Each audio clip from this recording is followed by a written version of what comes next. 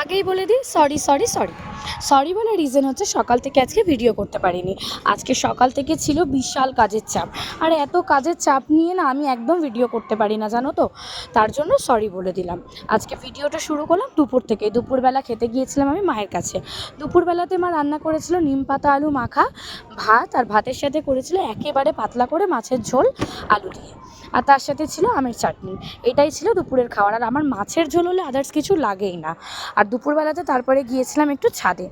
দেখছো কি রকম মেঘ করেছে, চারদিকে কালো মেঘ ঘনিয়ে এসেছে। কখন বলতে কখন যে বৃষ্টি নামবে তার কোনো ঠিক ঠিকানা নেই।